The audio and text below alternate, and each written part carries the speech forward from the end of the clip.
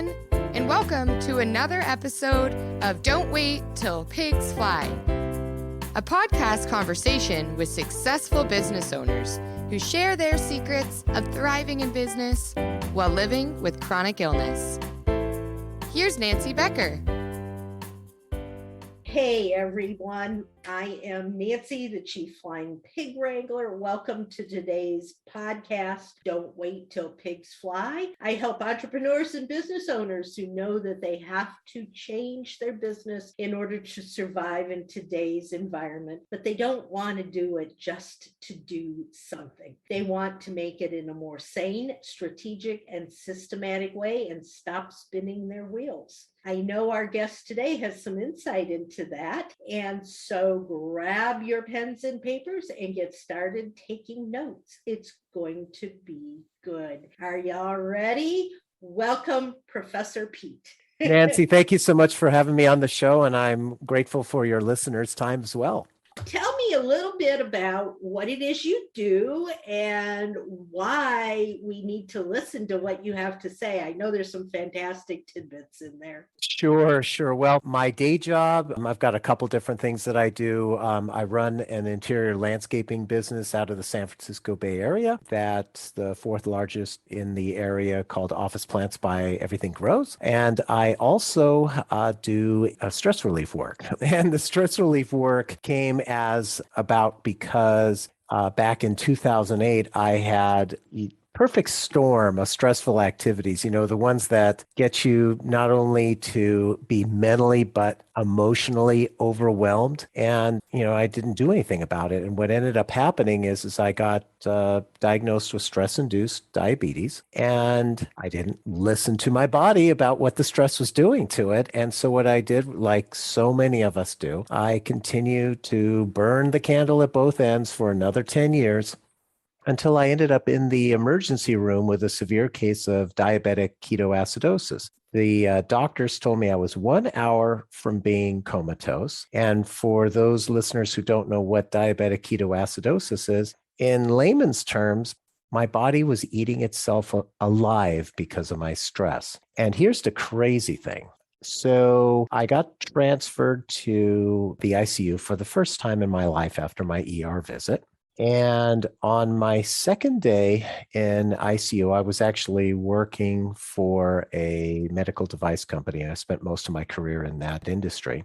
And my boss at that time, who knew I was in the hospital, sends me a text at about 6 o'clock in the morning and says, "You have a webinar you need to run at 8 o'clock. What are you going to do about it?" And what a surprise. I didn't have my work laptop with me in the ICU. So I'm grabbing my phone and I'm trying to reschedule this webinar with my phone. And the nurse on staff at that point, they were checking my blood every hour. So she comes over and she checks my blood, and my numbers had come down. When I was first admitted, my numbers were so high that the medical grade glucometer could not read it. It just said high. So they estimated that I was 8 to 10 times higher than I was supposed to be. And the numbers finally, after a couple of days, had come down into more reasonable. They were still high, but they were more reasonable. And she takes my blood, and literally it was a 90-degree angle, and my blood sugars just spiked right back up. And she says to me, I'm pretty much a complete stranger. She says to me, "You realize that's what put you in this hospital bed in the first place." And that was the epiphany moment that I needed to hear. I had been told by several other people, and I knew it in my body that I was overstressing myself, always putting my business, my job, my responsibilities ahead of my health. And if I continued to do that, I wouldn't be around much longer, because really our health is so important, because without it, boy, we can't really do anything else. And I always talk to people about, if you really think that your health isn't that important, think about the last time that you were really sick, let's say with the flu or something like that. Did you feel like doing anything other than lying in bed? Probably not. And when you can't do anything other than lie in bed, you're no good to your business, you're no good to your job, you're no good to the people that are important to you in your life. it's just, you don't have the energy. And so it's so critical to take care of yourself. And it's interesting because since I started doing that, I've seen that not only has my stress gone down, my glucose numbers as a diabetic has gone down, my weight has gone down, and my energy level went way, way up. It was as if I discovered a fountain of youth.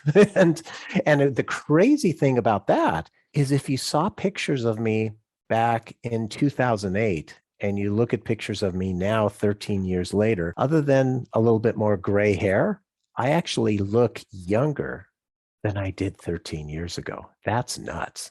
Incredible, incredible. And I understand completely because I'm a diabetic. I have, all these. And for me, my body is really, really weird. It's when I take the medications for my diabetes, my sugars go up. Oh, that's interesting. Yeah, they're exactly the opposite. My doctor the other day wanted me to start, because I take both insulin and tablets.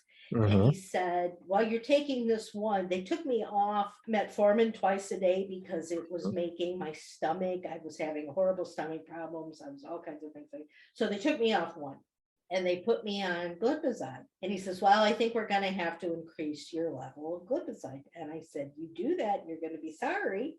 And he says, no, we're going to do it. And I went, okay. First one I took of the increased level, my sugar went from 170 to 500. Oh my gosh. Yeah. Isn't it interesting how our body works? I had metformin when I was first diagnosed. I could have just been taking placebo because it had absolutely no effect whatsoever. Well, the two that I was taking did, but when they took me down to one, it quit. And I'm going, what do I do? Do I mess with higher glucose numbers, or do I have a little bit of less pain in my stomach? Yeah. Well, the sad thing about this is that a lot, if not the majority of medical practices are taught to treat the symptoms instead of the source of the problem. So, as you're saying, oh, let's just increase the medication. So the classic with diabetics is, okay, just up your insulin intake. And that's a real slippery slope because for me, it's been 13 years and I've become insulin resistant with insulin antibodies. And so what makes it much more challenging to keep my numbers at bay with insulin is that sometimes the insulin that I take works right away because there's no effect with these antibodies. Sometimes the antibodies grab the insulin and don't let it absorb. And sometimes it just dumps it later without me, without any rhyme or reason. And all of a sudden, boom, I go low.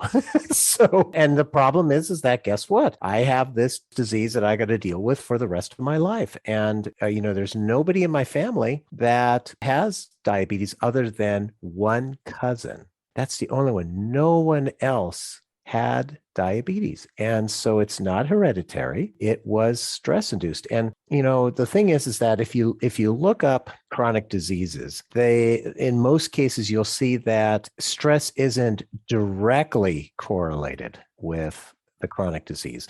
What the intermediary step is cellular inflammation. And the cellular inflammation in our bodies runs rampant when we're dumping stress into our bodies, mental, physical stress, whatever it happens to be. And then what happens is though, if the cellular inflammation continues in your body unchecked because you're constantly stressed, that's when our body starts to break down and the weakest link is going to break. And that, for me, it was my pancreas and I got diabetes. Others, it might be getting cancer or heart disease, etc. So it's really, really important to pay attention to your body, and especially if you can, pay attention to your body with the early signs, because your body wants you to be well and it's going to give you the warning signals. And if you don't listen, then it's going to start breaking down.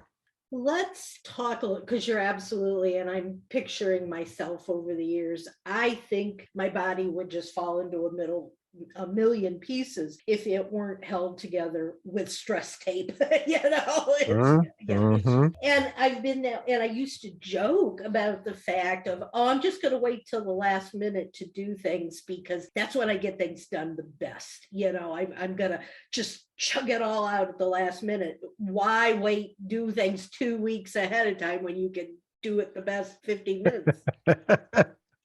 Under duress. Yeah.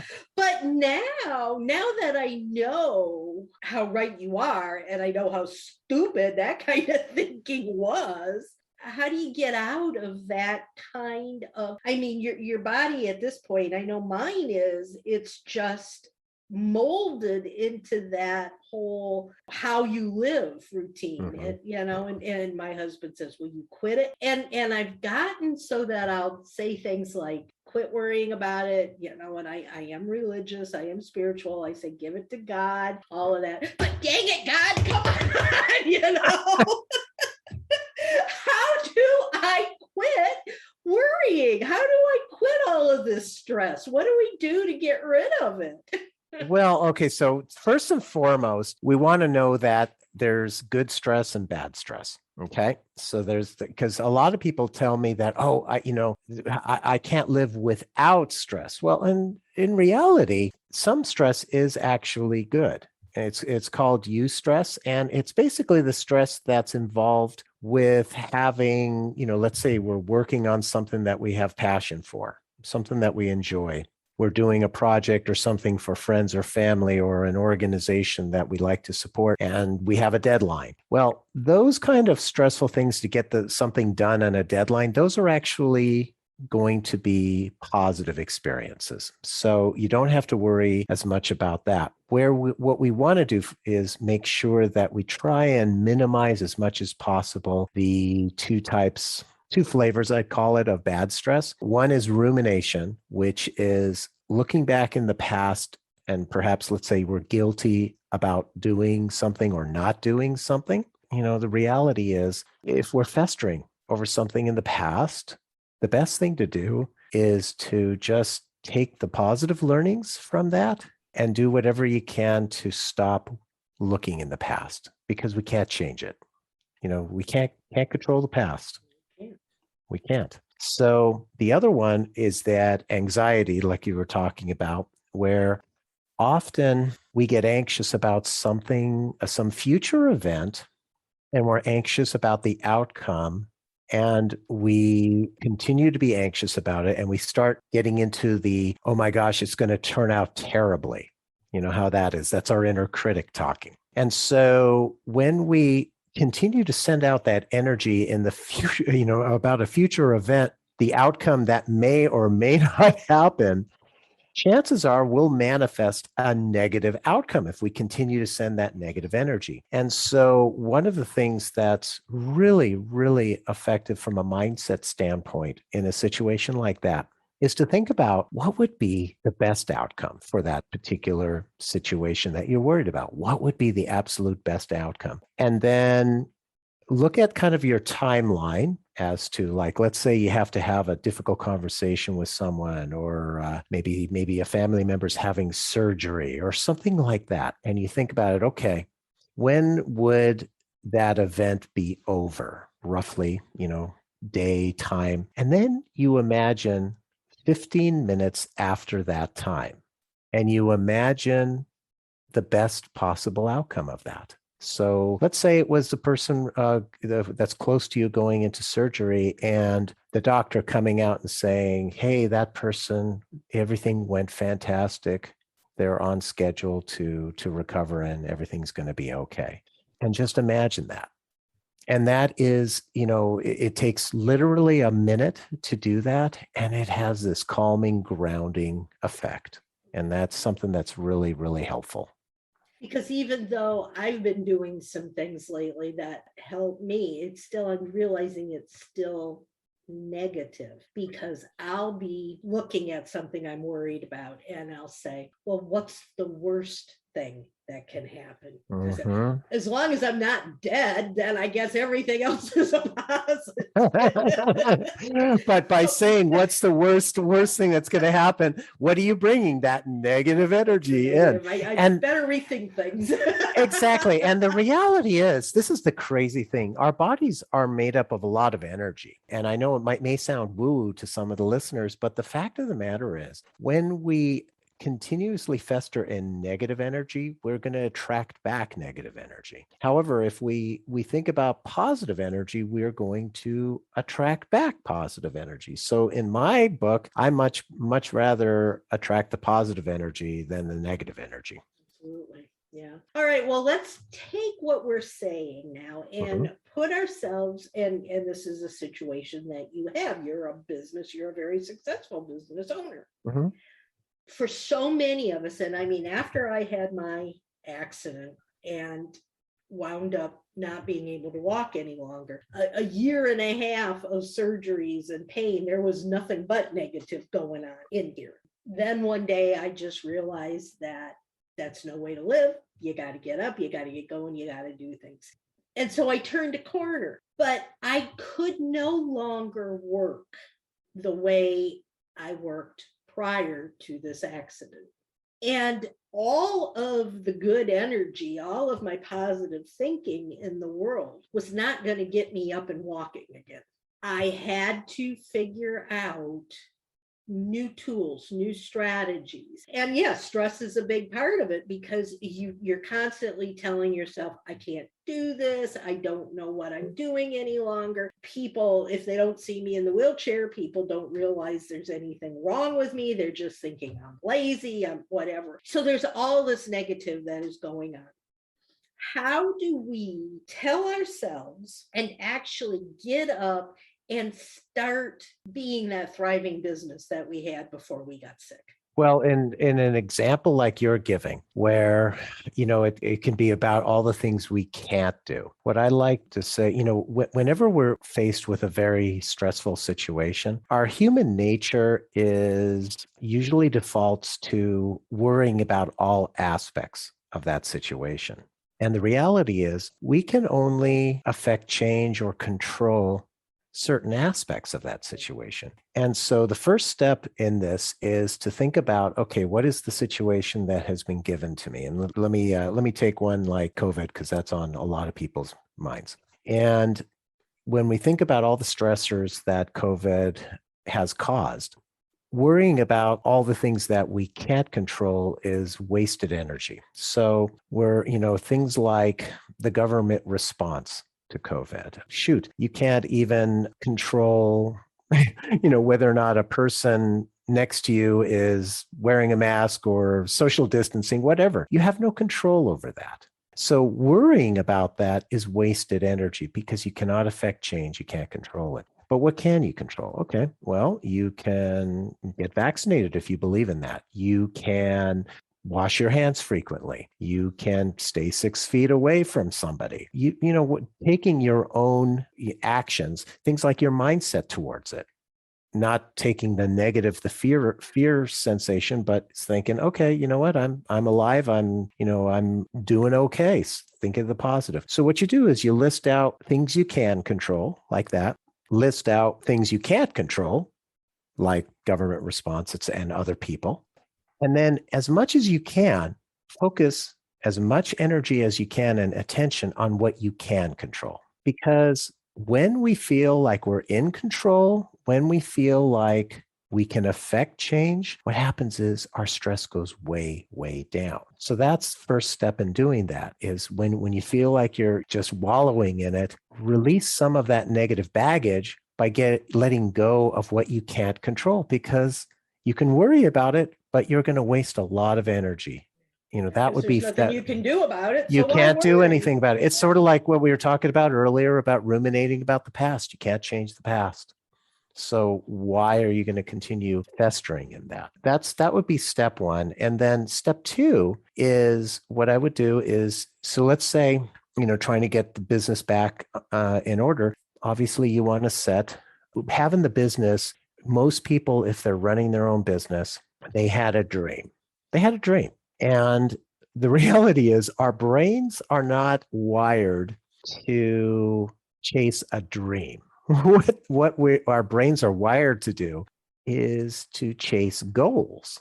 And so what I always suggest to people is if you're having trouble reaching if you're not happy about where your business is, or, you're struggling to get it back on, running properly, you got to set yourself a goal and make that a realistic goal, whatever that happens to be, sometime out in the future.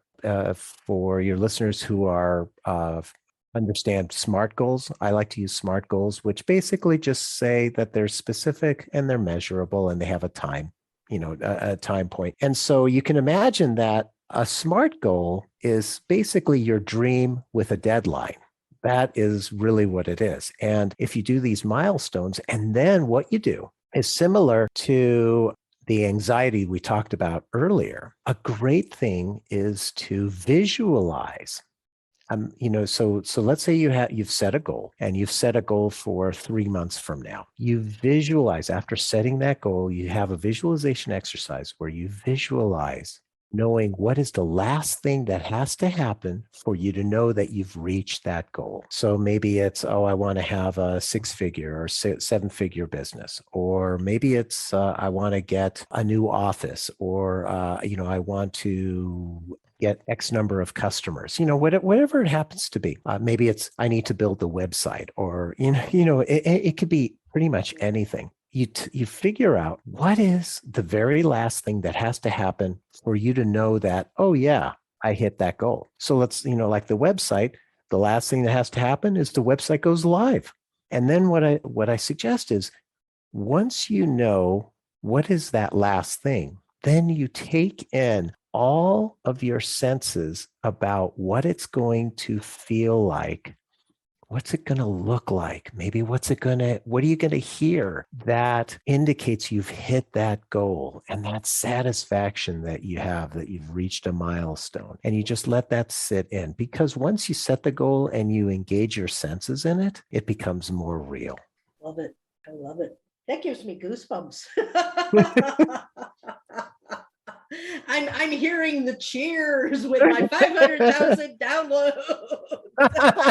Well, it is. It really is. It's amazing. And visualization is a very, very powerful tool that we can do. Yeah. Really is. And in fact, I'm sitting here looking at my vision board right now, and it's like, I used to think, oh, come on. But they've worked. I've had them now for years. And you sit there and you look at it and you picture what those things, like one says, do your actions meet your goals? That's one of the things. Another one says 500,000 downloads. So I'm working darn hard to get those podcasts up there. That's exactly it. But you stop and you think, these are doable, and you can control these things to a certain extent. I can get out so many podcasts, that eventually there's going to be that many downloads. And I feel like, wow, you can just, my shoulders have been like this. And then all of a sudden it's like, oh, that feels so nice. Mm-hmm. It's that weight lifted off of us, because the thing is that it's too easy for all of us to carry the weight of the world on our shoulders. But if we can think of it in a different way and remove some of that weight, it's such a relief. It really is. I absolutely love it. I think it's wonderful. So for a person who is saying to themselves, okay, I've got this business. I really want it to be, it was at one time, it was successful. I really want it to be successful again.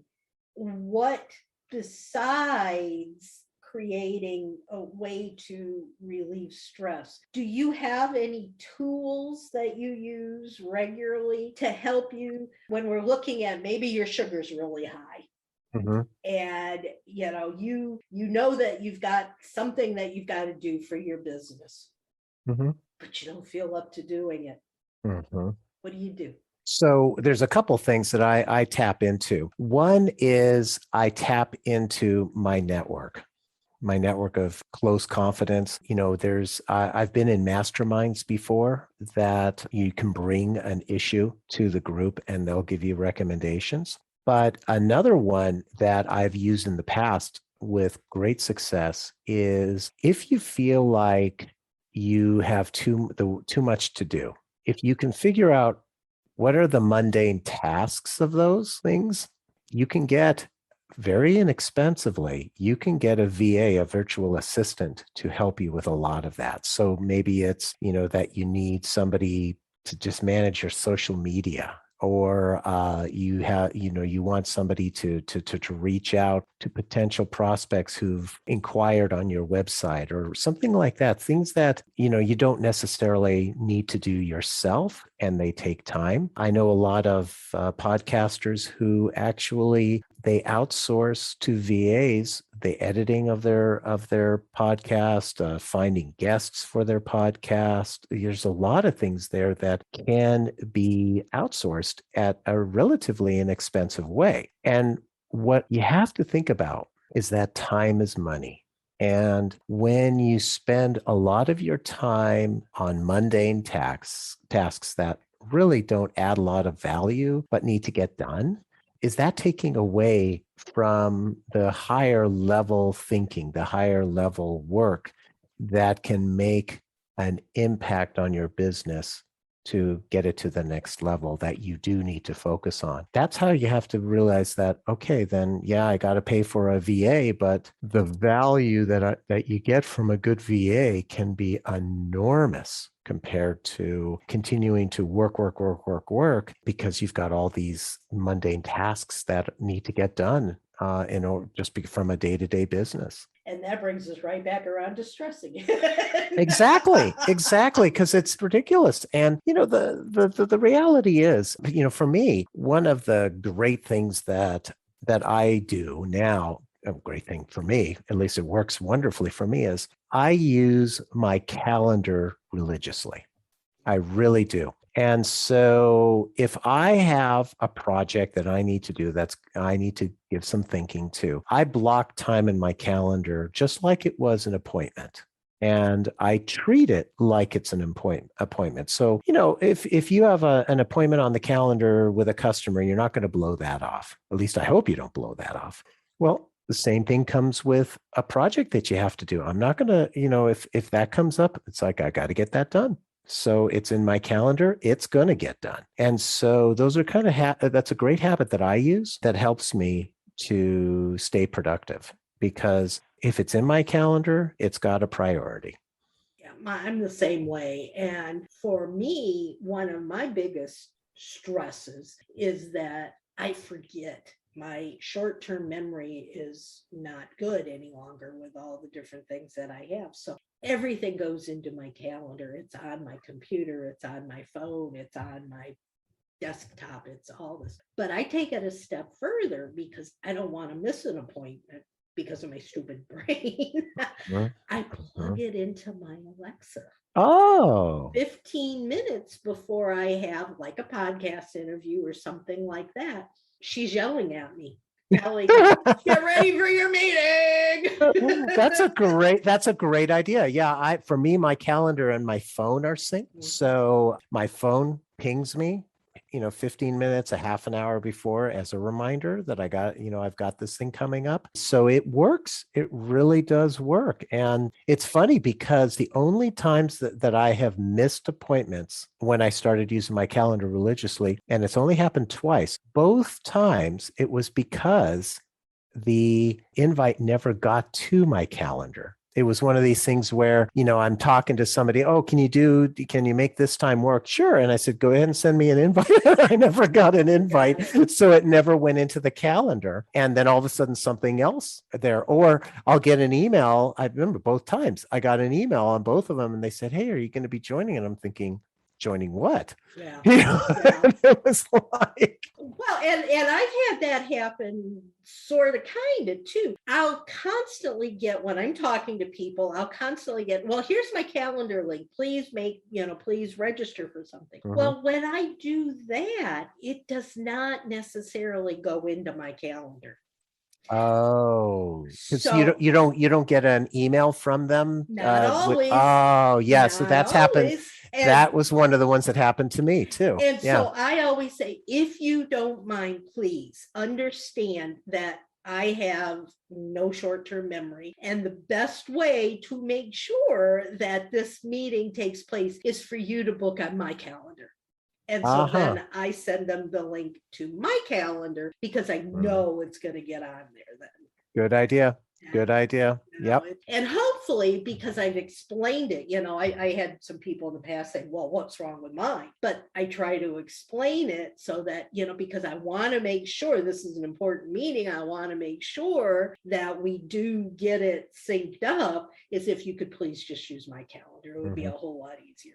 And and it seems to work. It does. And, especially like with podcasts, because I have my own podcast, The Winning of Business and Life, and I use the system as well, because not only does it go on my calendar, as you said, and they get an invite so they can automatically put it into their calendar, but then they get a couple of reminders as well. So that helps them. And if they have it in their calendar and they need to reschedule, the link is in that calendar invite, and so it's self-service and it works for everybody. So I totally get that. But believe it or not, our time is up. I can't believe how fast this has gone. This has been I thought, I don't want to get rid of my stress before we talk.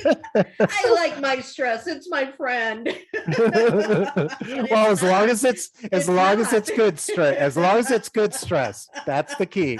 But I'm so glad we had this conversation. If there were one thing that we haven't talked about that you really feel it's important to share, what would that be?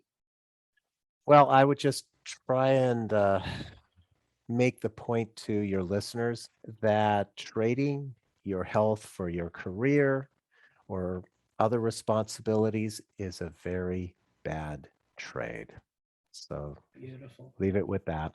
That's a wonderful way to end.